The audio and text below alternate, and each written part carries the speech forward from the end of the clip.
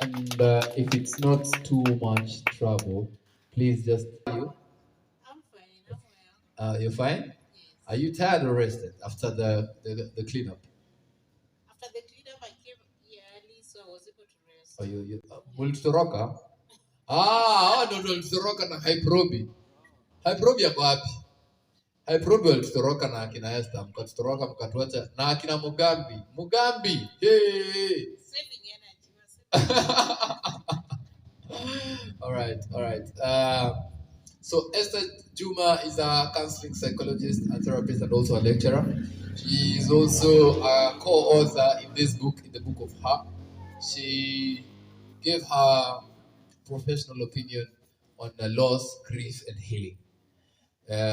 Actually, dealing with loss and grief.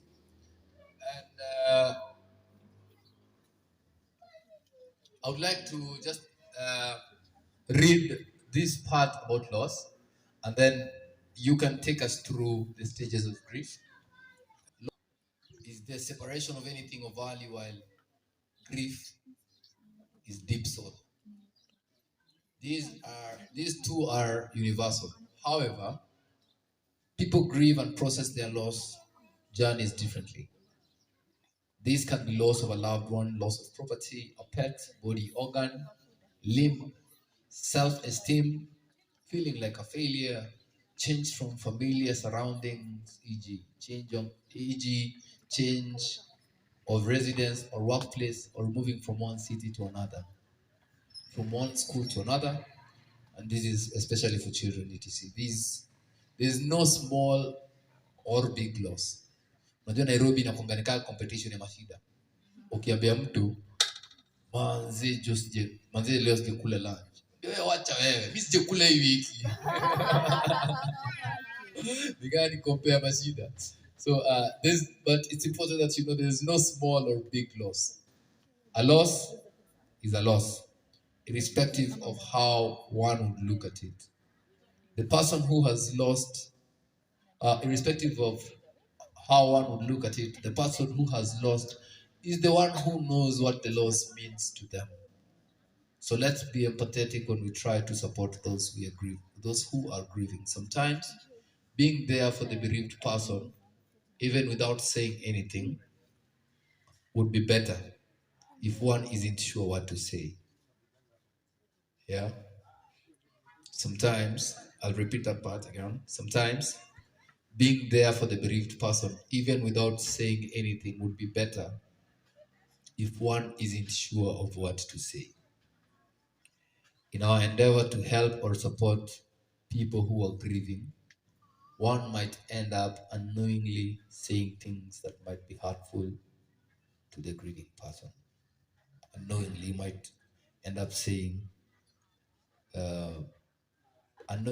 things that might be hurtful to the grieving person. These are your words. I would like you to dive deeper into that.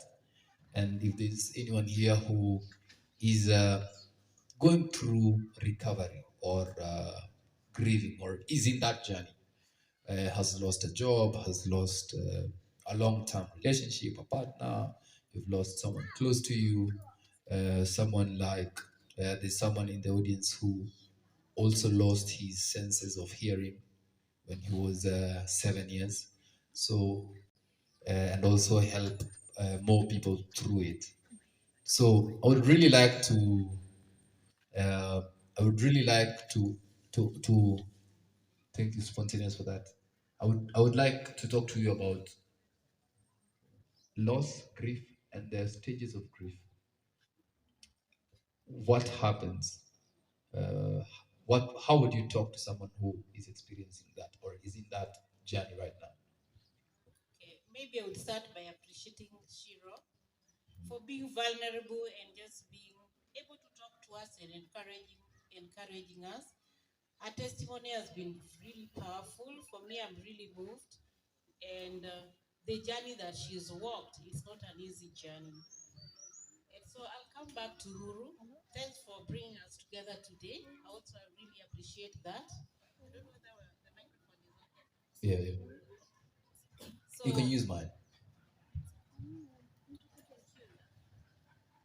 So when we talk about loss, grief, and healing, it's all almost the same thing. So as Kuru has just shared some few minutes ago, loss is any separation for anything that is valuable to a person, whether it's loss of a loved one or loss of an item, and loss is a loss, depending on how that person perceives it. If it's valuable to that person, that's a loss. Watu wa Man U, Hata watu wa Man. Watu wa Chelsea, When you lose, that's a loss. And so it could be a very significant loss depending on what has happened or what has been lost. And so the stages of grieving that I'm going to talk about are different for everyone.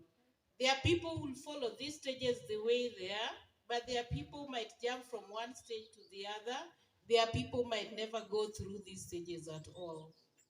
So when we talk about losing, immediately one loses someone or an item or a body organ, as our sister has lost sight, then they go into grief immediately. And as they're starting to grieve, the first thing that happens to a person is shock, then they go into denial. I don't know whether people understand what denial means. When you deny, you are trying to distort reality. So usually that's what people go through. And in the distortion of reality, it's a normal thing to go through. It protects us from the psychological pain that somebody might go through. We are wired in a way, our bodies are wired in a way that we are supposed to deny when bad things happen. You deny. Unasema ukiachwa deny. Wewe Deny kwanza, deny. Kataa hiyo maneno, unaniachia nani? But let's remember that the denial is in our unconscious. It's not something that we are conscious about. It just happens. Okay. So it shields you from psychological pain. Have you heard of people that hear that someone has died or something has happened, they are told, and they fall down and die? It's because of that psychological pain that they go through without their body getting prepared about the loss. So it's important that our bodies get prepared about this loss, and that's the reason they deny. When you look at the obituaries, we all know what obituaries is in the newspapers. Wait. You mean denial? When you deny to deny, you might shut down. How do you deny to deny? Yes. That is because of denial. Their body never denied. The body did not deny. Yeah, so it just went in. Only. And the shock was too much for this person. Okay. Yes. Oh. And now I understand. Because most of the time when you go to a funeral, unapata msee anafika hivi kwa casket akiangalia msee anadunda. Like anakuwa shocked hadi ana faint. Yes, it happens. Hiyo ni juu ya hiyo denial, hiyo shock yenye imehappen hiyo time ama ni. It can happen that time or it can take a while. Yeah. I feel tempted to talk about my story when I lost my father. With all the information that I had, I was in denial until 3 months later. What happened? I was sorry about you. Thank you. I took part in the process, buying the coffin, doing a lot, inviting guests, and just being part of the cultural process that people go through. Yeah. The funeral and that. But I realized after some time that I denied. I was seeing people crying and I was wondering, how come they are crying and this man is not dead? And that's what my head was telling you, that he was still alive. Until after burial, I felt that he was suffocating. I felt like telling these people, why don't you just remove him? He's suffocating down there. Then I realized, Esther, you're in denial. And I was in denial for a while. Yeah. So I came to not to accept, I came to internalize later, I think 3 months later, that he had actually died. So you could be part of the process, but you could still be in denial. So I was just mentioning, like when you look at the obituaries, there are certain names that people use. Like somebody can say, so and so has gone to be with the Lord. someone so and so is resting in peace, that such a person is still in denial, and that's the reason they are writing that. And So what are you because supposed to write? the person has died. Yeah, the person has died. Yes, let's call death death. Said the person is resting in peace, No, let's call death dancing death. with the angels. So and so has died, or Yeah. death has Has occurred occurred. of so and so, Oh. and this helps people progress faster from the denial stage. Okay. Yes. So, like if it's death, a person who is in denial would be able to do so much because they are still strong enough to do A, B, C, D. Yeah. While the next stage after denial is anger. It's called the anger stage, and this person who is at the anger stage might not have that ability even to be able to do certain things that are done when a funeral has occurred. Because at that time they're overwhelmed with pain. There's a lot of feelings that is going on. There's blame.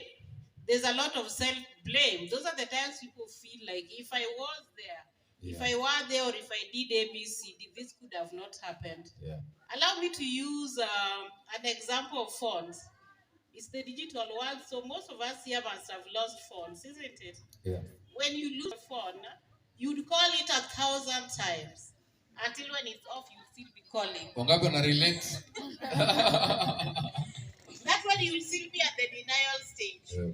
Then once you move to the anger stage, you start blaming yourself or blaming someone else. If I did ABCD, my phone would have not gotten lost. Kama singekuwa naongea naye tao. Kama singeenda tao leo. Kama singepitia Gedho. Yeah, that's loss of an item.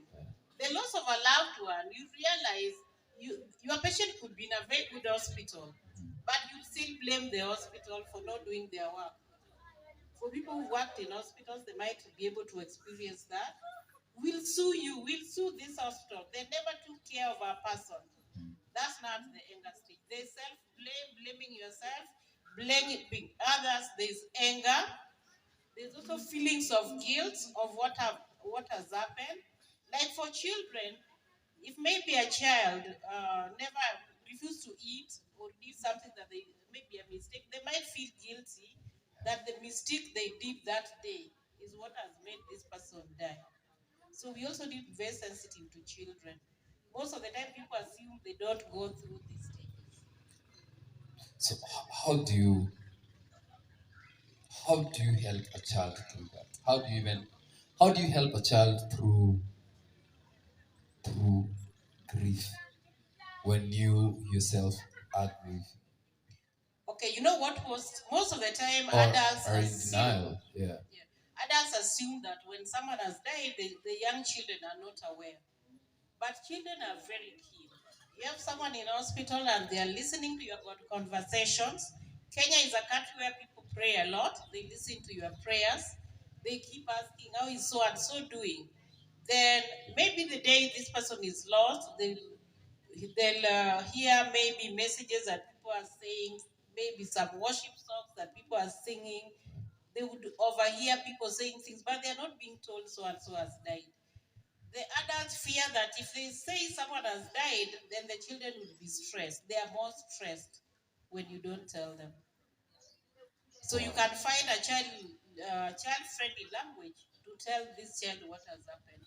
Instead of them wondering and praying and really wishing that they be told the truth. Because kuna mtu anaambiwa, unaambia mtoi ati ameenda ati your mom has gone to be with the Lord.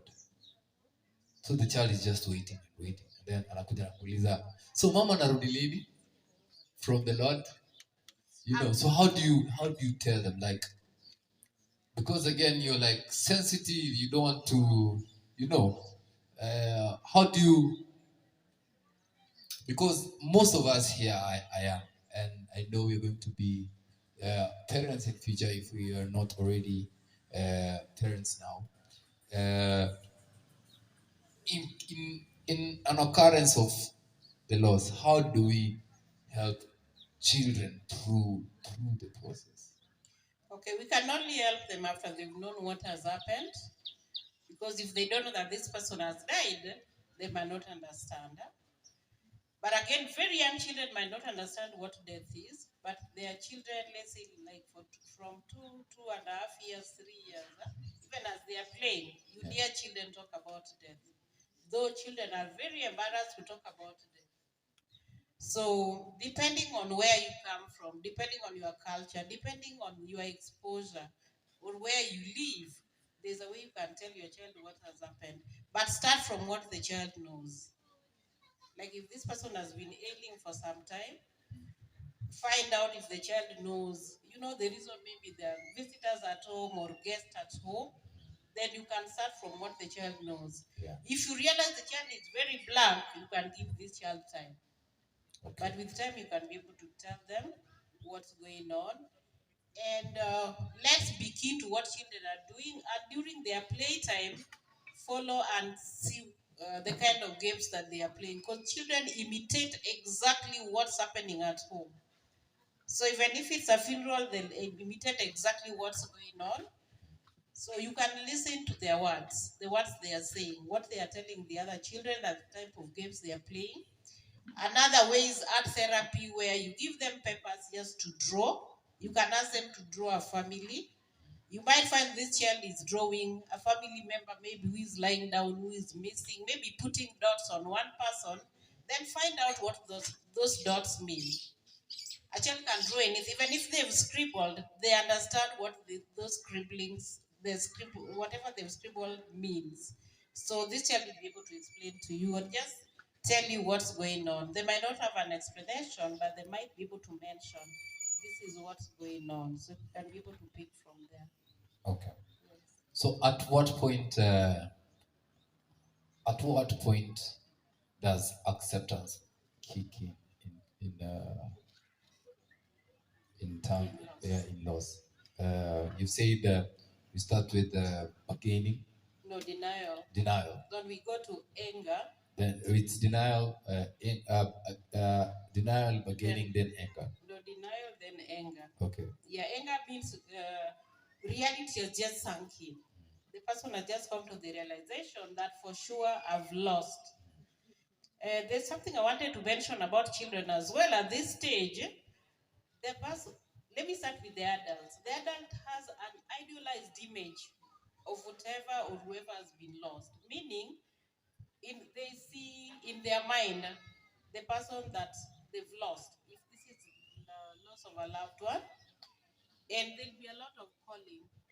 Maybe calling this person during maybe meal times. They imagine the person is there and the person is not actually there. So that idealized image will always be there. For children, they are not able to differentiate between real and what's not real. So the idealized image, children see it as a real thing. So you might find a child is going to school in the morning and they will come back in the evening, they tell you, maybe this child lost a dad, and they tell you, dad followed me to school today, or dad spoke to me today. So it's just the idealized image in the mind of this child that they are seeing to be a reality. And there are people, like, let me talk about the Kenyan culture. Kuna wale watasema wamerogwa, mtoto amerogwa, isn't it? Ameanza kuona maghost. Naona ghost. It's a very normal thing happening to a child. Okay. It's just an image of whatever has been lost. So maybe this child can talk about it. If they are talking about it, just ask more questions. What did dad tell you? Blah, blah, blah. Instead of leaving the child without talking about it, because that will stress them out. Then after that, a person goes now to bargaining. After anger, who are they bargaining with? They are bargaining with God. They are also those who don't believe in God. They bargain with a higher power within them. Once you start thinking of such, you realize you're at the bargaining stage and you're asking God for a second chance. If it's like Shiro is not here, but she's here. Yeah. Can I use you as an example? Thank you. Like in her case when she lost her eyesight, maybe during bargaining, I don't know what she went through, but maybe one of the things was asking God whether she could get her eye back, her sight back. I remember there's a time I just lost a job, and 2 hours later, I was calling my boss to ask if there's anything I would do to get my job back. Yeah. And I realized, so you're really at the bargaining stage. And it was so fast, 2 hours later. You had denied. I'd already You were denied. angry. I was really angry. And there I was asking for a second chance. Then I realized, hata ushapewa barua, Ambia, and hii you're still imeenda. asking your boss for a second chance. So, Because yeah, okay. Because you're still bargaining. Can loss, can you be depressed because you've lost? yeah, you can be depressed because of loss, but I just want to maybe if you can hold it just a little Okay. until you reach acceptance stage. Okay. So I was just talking about bargaining, and it's not easy. Then after somebody has bargained with God and they're realizing they are not making any headway, the person progresses to depression.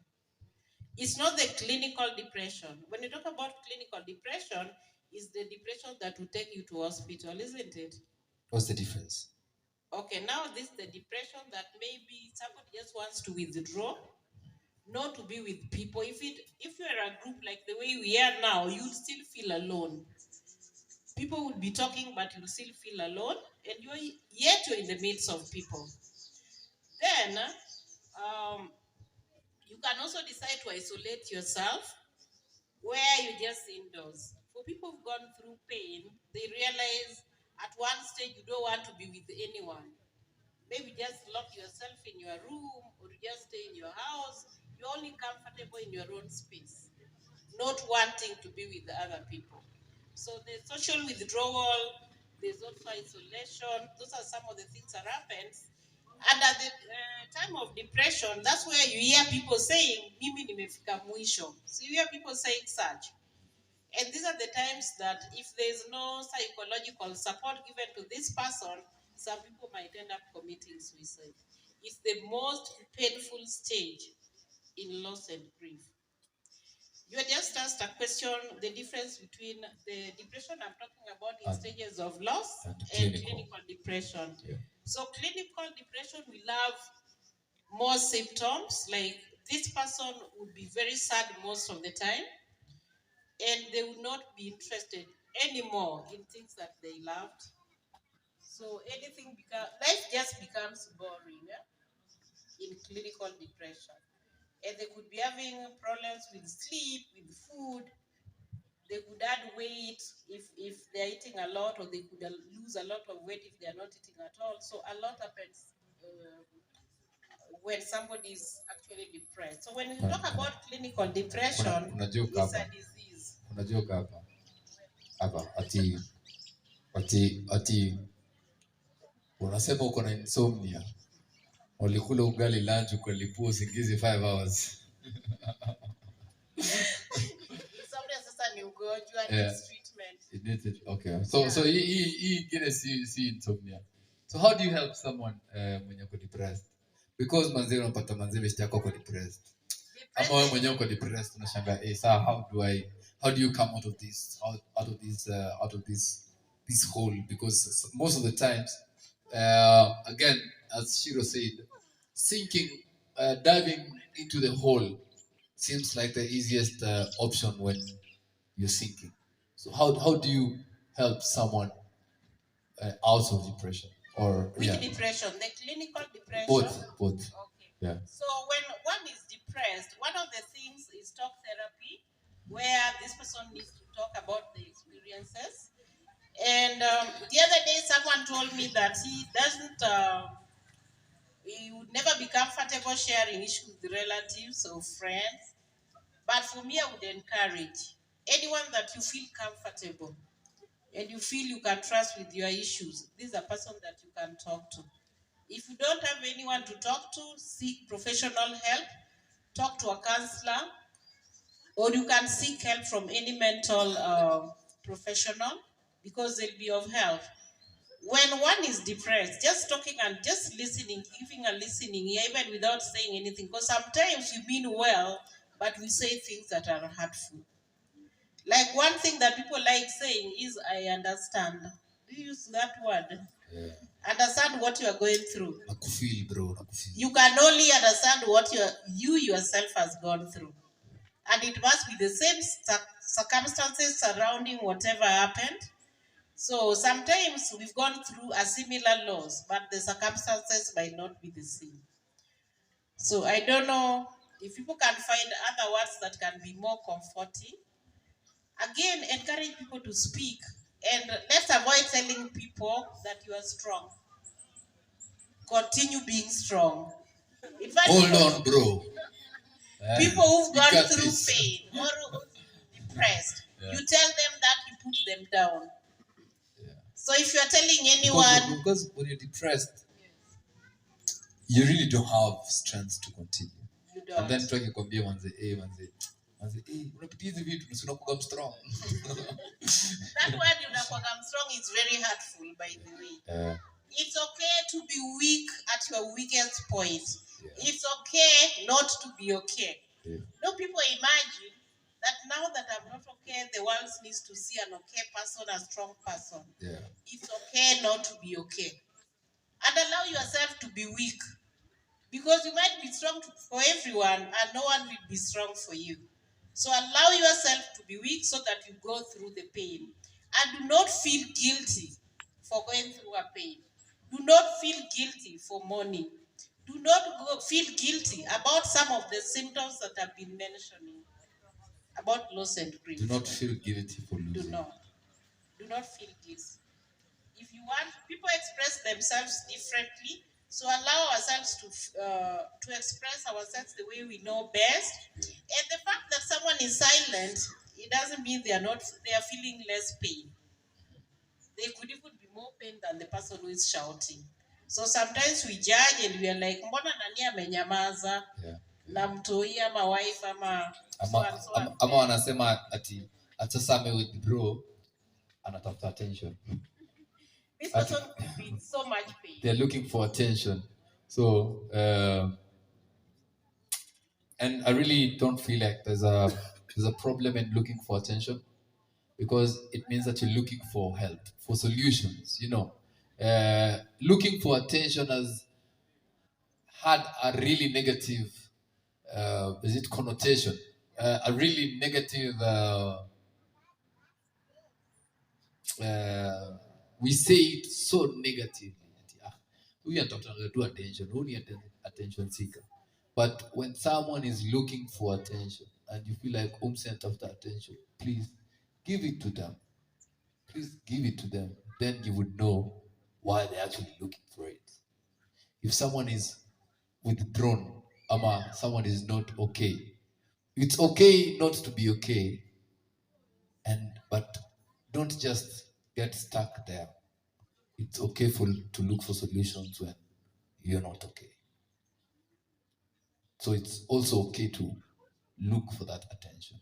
Because when you're sick, look for medical attention. So attention is not such a bad thing. Yeah. So after depression, what happens in loss? Yeah. So after depression, once the person is out of depression, they start realizing, positive things within the environment. Remember, during depression, they were self-isolating or they were withdrawing from others. So at this time, they start realizing, positive things within the environment. They want to venture out. They want to start relationships. And so this is when one comes to acceptance. Acceptance does not mean that the person has forgotten the loss. They've just acknowledged that the loss happened. Or now you're in a point where you're now starting to look for solutions. Yes. They want to move on with their lives. So they've not forgotten anything. The loss will always be there. There'll always be a reminder. However, this person acknowledges that the loss has happened and life has to move on. That's when we talk about acceptance. And so when we look at these stages, sometimes they don't follow each other. There's someone who will move from denial to acceptance and go back to anger. Yeah. And maybe after some time get into depression. Yeah. And get back to bargaining. And the people will move from maybe the first stage to the second last stage. So that it's, is it's not it's not a consistent thing. It's not consistent. Yeah. Yeah, for some people it might be consistent, but for others it's not consistent and it's normal. So they are normal. Some of the symptoms that I've mentioned, like feeling guilt, self-blame, blaming others, isolation, feeling depressed, all that, those are normal ways of the process of grieving when somebody has gone through a loss. But there are ways that things that people do that might not be helpful, and especially in depression. And I would like maybe talk a little about the clinical depression. Most people, when they are depressed, um, they get into drugs and alcohol. Kwanza wanaume, is it both male and female? Ama wanaume mostly. I don't want to put it on one gender, but I would put both gender. Most of the time, people get into alcohol, they get into drugs. It does not help. It only postpones the reality of what's going on. There's nothing bad. It's not bad to take alcohol, but now people take it as a remedy for depression. Let's try so that it's not a remedy. Let it be a social habit, but not something that people are doing to rescue them from whatever they are ailing. Because there's professional help, and when loss and grief, talk therapy really helps. Okay. If somebody can be able to talk, if somebody is able to see a therapist or a counselor, somebody the other day asked the difference between therapist and counselor, it's all the same, it's just the same thing, the same person. And Kenyans have a lot of stigma when it comes to mental health. Mtu akisikia tu mtu ameenda Mathare, awe amechizi. Ati amechizi. Kwani amechizi. Because somebody does not bring this to themselves. Yeah. You just realize that you're depressed, isn't it? Yeah. So when people talk so negatively about the help that is already there, it's not fair. So let's be very positive and let's be able to be supportive of people who've gone through pain so that they're able to go through this journey to healing. There are some things that happen again during times of loss that can make it complicated or make it very difficult. Like if somebody has lost a loved one at a place where maybe there are no relatives or there are people, no people that they can relate with to support them, the loss becomes very difficult. And so it makes that journey take a very long time. The journey from denial to acceptance. Some losses also are not acknowledged. You might go through a loss and realize people around you are not acknowledging that you've actually gone through loss, a very significant loss. So you are left with the burden alone. You're not able to talk to anyone about it. Like when somebody commits suicide. Kwanza waluya. Yeah. Wanaziko usiku. Kwanza wanachapa the body. Unajua hiyo kitu by the way? Yeah, it's a kwa Luya. Ukicommit suicide unachapwa. Alafu tazikwa usiku. Wewe uone mbele. So such a loss might not be acknowledged. When I talk about acknowledged, the neighbors, the friends are not acknowledging that it's a significant loss to this family. This is somebody's brother or sister or parent, and they are going through the pain. But people outside like, "Hapana, huyo si alikuwa anataka kujiua." See, those are the things people say. Yeah. Or maybe somebody came through mob justice, and people are not supporting this family. Mpango wa kando. Yeah. In Kenya, mpango wa kando is very high. I always say if you go to a restaurant, they are couples, isn't it? But they might not be married to each other. You lose someone through mpango wa kando. When we are talking about these things, we put our morality aside. Let's just have a human face. You might not even be able to talk about your loss. Maybe to somebody that you really trust. Or you might never talk about it. And we are seeing most people get into depression because of bottling up what they've gone through.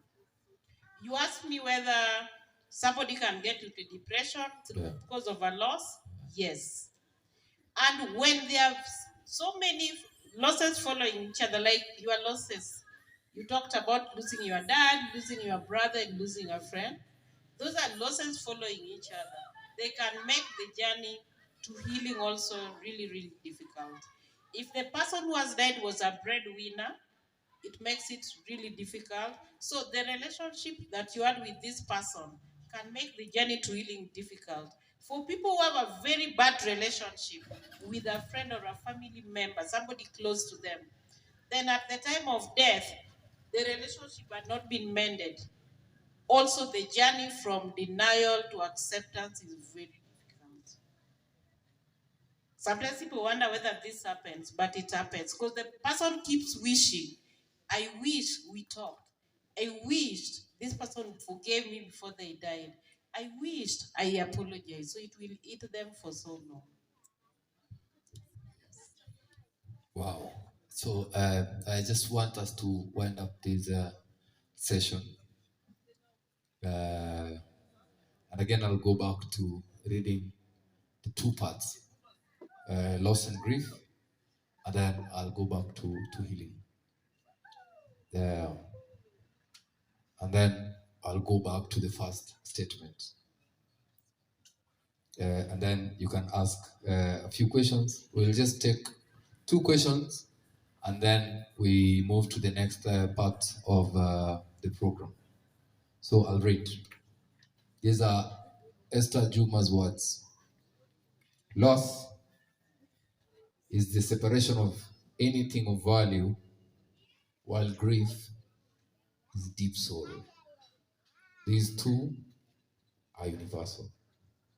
These two are universal. However, people grieve and process their loss journeys differently. This can be loss of a loved one, loss of property, a pet, body organ, limb, self-esteem, feeling like a failure, changing from familiar surroundings, change of residence or workplace, or moving from one city to another, from one school to another, especially for children. There is no small or big loss. A loss is a loss, irrespective of one would look at it. The person who has lost is the one who knows what the loss means to them. So let's be empathetic when we try to support those who are grieving. Sometimes being there for the bereaved person, even without saying anything, would be better if one isn't sure of what to say. In our endeavor to help and support people who are grieving, one might end up unknowingly saying things that might be hurtful to the grieving person. And then after that, she breaks down the stages of the grief all the way to acceptance. Then right after that, the next topic is healing, and I'll read. Healing, these are my 2 cents. Healing starts as soon as you start hurting.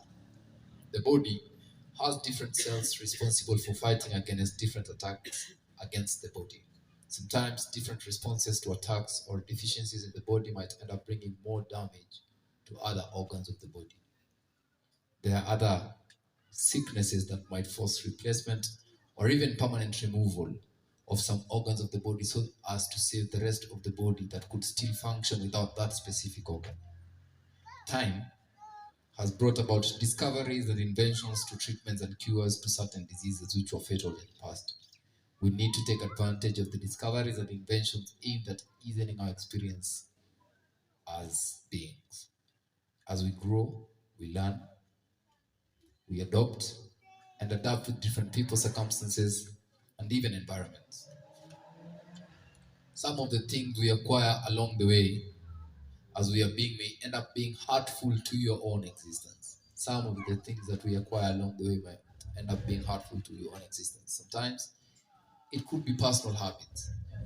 And just as the body responds to attacks against itself, and subconscious part of the being also responds to different situations differently.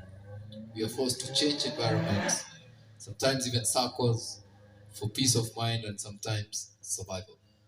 We make resolutions, we cut off, we take restraining orders, we make unpopular decisions sometimes unknowingly for survival. Sometimes we do not heal because we underestimate the danger we could be in when we are hurting.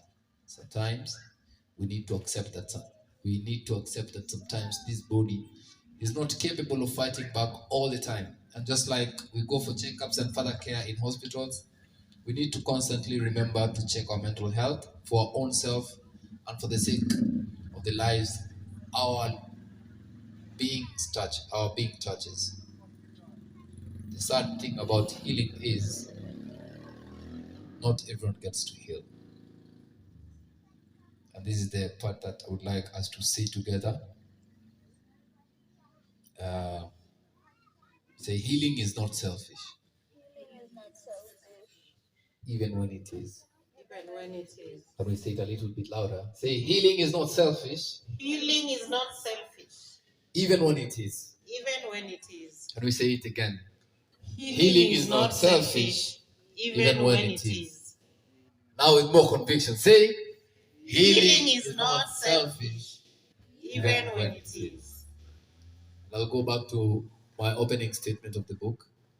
It says, be more than what you know, because that can be expanded at will. Be more than what you know, because that can be expanded at will. Thank you so much, ladies and gentlemen, for being patient with us during this conversation. I hope it's been insightful to you. I hope it's also been impactful. And we really hope that you've learned a few things about healing today.